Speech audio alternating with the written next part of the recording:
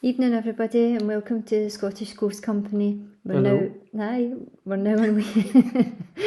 on week 7 of the Ghost of Glasgow, and we're going to talk to you tonight about the Panopticon.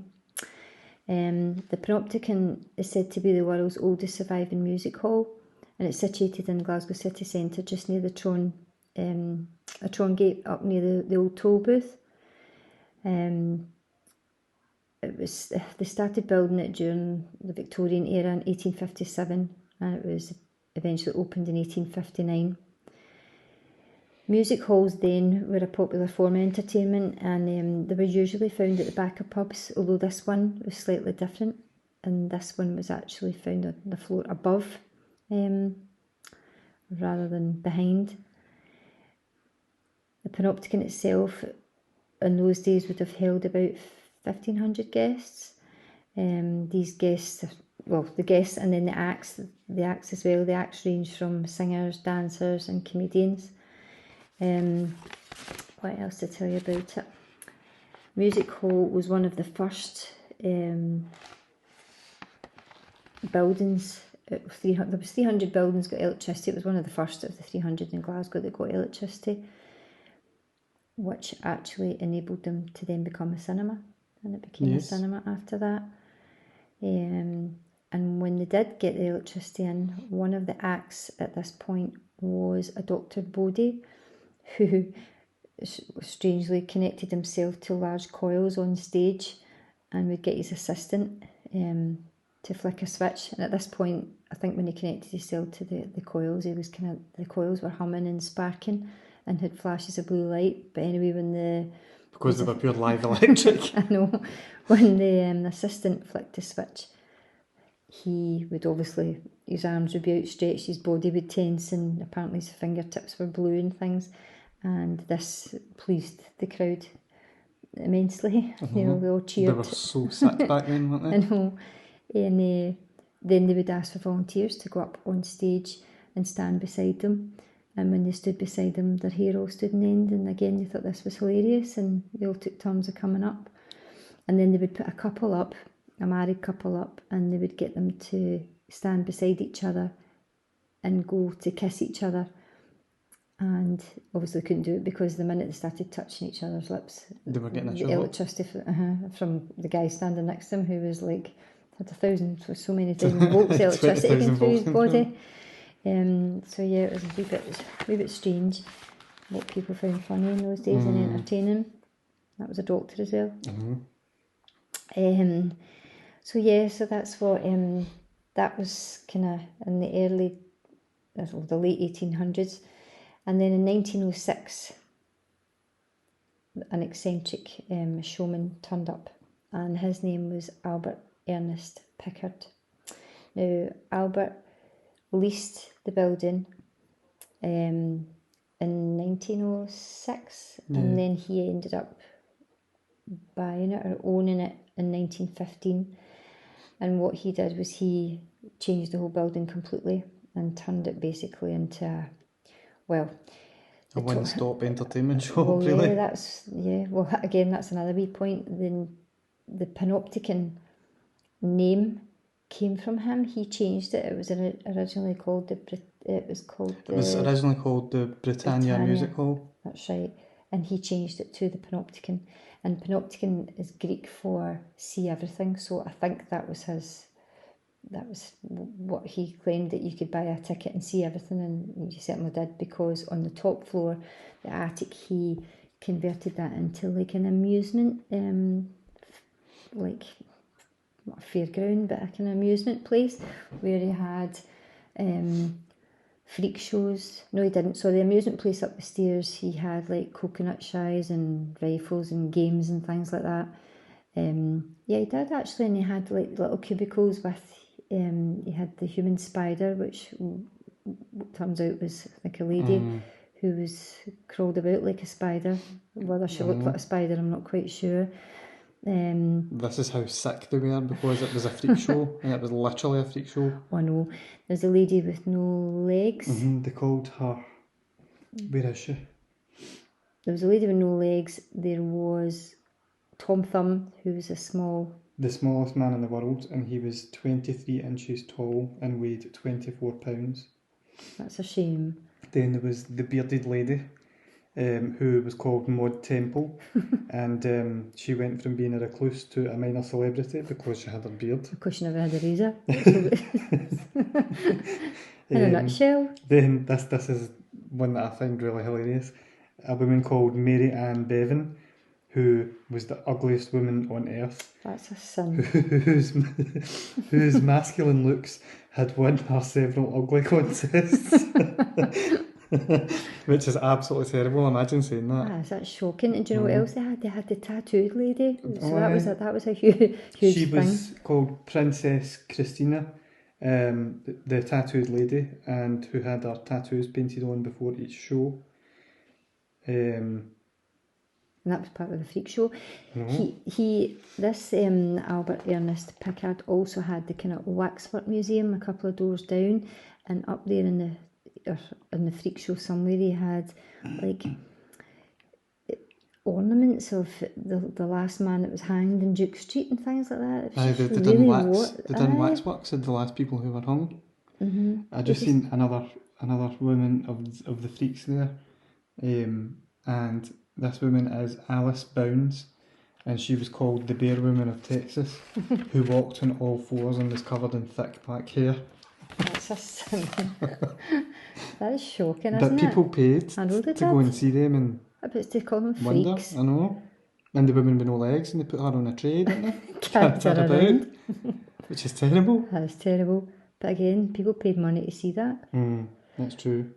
Well, that was going on the top floor, and on the basement, when obviously his attic was full and he couldn't really do much more up there, he moved to beneath the pub, and he then went on to call this area Noah's Ark, and the name speaks for itself. And Noah's Ark had chimpanzees. They had a they were supposed to be a married couple of chimpanzees called Solomon and Betsy, who obviously were performing chimps. And I think Betsy was a bit flirtatious with the men and would lean through the bars and kiss them in the lips, and the audience or the people that paid their money loved this. And I'm not quite sure what Solomon done. I think he pickpocketed them. He was dressed like a man with a top hat and a tailcoat, and he would lean through the bars while she's kissing. And pickpocketed and he was pickpocket while she was busy kissing. So clever, really. It was really clever. And he had an aviary down there, and he had what was the bear? He had a bear. There was a bear. Himalayan bear. Mm-hmm. And I think he had quite a few animals down there. So yeah, with all that going on, so it was quite popular in Glasgow. A small Glasgow zoo in this building. This gentleman Pickard is actually quite famous. He was actually the slum landlord of Glasgow, and he ended up owning 409 houses in Glasgow and 39 elsewhere in Scotland. And he joked that he had more houses than Glasgow Corporation, didn't he? Mm-hmm. Yeah, he did. He owned Bannockburn House as well. That's at one point. But anyway, in 1938, it could no longer compete with the modern cinemas and variety theatres that were all opening up, so it closed as a music hall, and then it was used as a tailor shop and a factory. But the legend lived on through all the famous performers that have been there. This guy also was responsible for discovering Laurel and Hardy. Well, it was Stan Laurel, who at age 16 went up in 1906 and asked if he could perform, and he gave him his big break. So thanks to Glasgow and the Panopticon, that's what made him famous. Yeah. So yep, at the moment it's still entertaining, and obviously because of COVID and things, it's not open at the moment, but at the moment it's still entertaining the public, and it's got shows and films and things on. And you can follow them on Facebook as well. They've got a page, and they've also got TikTok.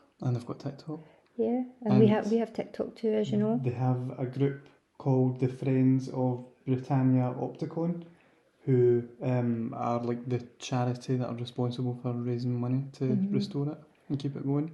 So we haven't been in the building ourselves, but we're hoping to go soon. So you should go along and support them as well if you can. If you're going past, We're dying to go after having read everything that we've read. We're dying to go. So you should go in and see. Just a couple of interesting points about it. Well, I think they're interesting. It said that back in the day, there wasn't a toilet until later on. One toilet was put in. So back in the day, obviously there was no toilets, and people, because it was packed, people would just pee wherever they stood, as either they couldn't bother to go through the massive crowds or they just couldn't bother going down the stairs. So the whole place was absolutely minging of urine.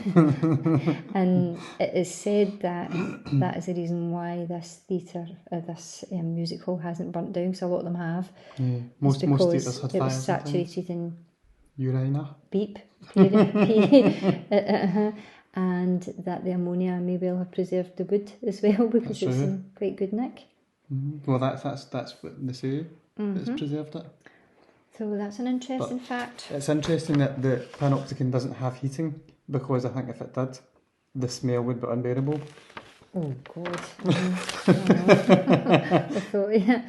And another wee interesting fact is that no one in Glasgow could pronounce the Panopticon. It's taken me all afternoon to learn the word Panopticon, because I find it hard as well. And they called it the Pots and Pans, which I think is quite funny. That was just a short, that was its nickname, the Pots and Pans. Well, probably because they couldn't get to the toilet. They had to pee in a pan, a pot. I'm all right, maybe. Excuse me. So that'll kind of lead us on to the ghosts. The ghosts of the Panopticon. Of which there are quite a few, and a few interesting things. The woman who discovered it in 1997 is called Judith, and she, in her own words, thinks that the building has its own personality. And if you go with good intentions to enjoy the building and enjoy the shows, the building welcomes you. But if you go bad-tempered or with bad intentions towards the building or whoever's playing, the building rejects you, and it makes sure that you're not very welcome. Really? Yeah. So there's one story I have come across, and you'll need to excuse my French when I say this. I'm quoting here. It was for a wee while used as a temporary bingo place. So during this bingo session, the main prize was announced as a toy zebra. An old lady shouted, "Fuck the fucking zebra, I want the fucking cash prize." Which a wee Glasgow woman would do, right? Well, most wee old women would do. At which point the toy zebra, launched itself across the room and landed at her feet. And the woman was suitably behaved after that. There has been a number of ghostly things going on. One of the main things in the building is poltergeist activity, and it's things appearing and disappearing as you need them. So there was one particular tale I was reading. Seemingly there is a pianella parked next to the stage, and a pianella is... I was going to say, what's a pianella? A pianella is a piano, but it also has an automated piano in it. So it's like a music box, with the wee thing that goes bing, bing, bing, bing, bing as the roller goes round. So the pianella repairman was in, and he was fixing the pianella, and he asked the person who was working, can you go and fetch me the saw? And he was like, "Oh, just never mind," because there was a saw magically appeared just next to him, and he hadn't had one because his toolbox wasn't there. So that was one thing. There has been a Boer War soldier seen on the balcony numerous times. There is also a lady in black, not our own lady in black, but a ghostly lady in black, and she's an apparition that's seen a lot crossing past in front of the stage. There's also been children whistling and singing is heard when the building's empty. as well as a disembodied piano playing. There's also the ghost of Solomon the man monkey in the basement.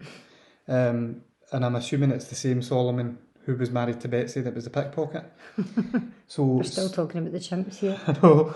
So Solomon the man monkey is still doing in death as what he did in life. Solomon's been seen a number of times, and he is known for pickpocketing. Numerous people have had things stolen from them, like cigarettes stolen out their pocket, lighters disappearing, mobile phones. All these things go missing and then they turn up later on, either where they were left or somewhere completely random. For example, these two women were in one day and their mobile phones both went missing and they reappeared in the opposite handbag. So this woman had the other woman's phone in her handbag and she didn't realise until it started ringing. So Solomon's quite a character still in death, is what he was in life. That's brilliant, isn't it? It's really, really, really funny. I'd really like to go and see him. So, that's all. No other ghostly sightings. If anyone who's been in the Panopticon, excuse me, or anyone has any stories to tell us about the Panopticon, any ghosts of the Panopticon, can you let us know? Just one wee snippet of a thing.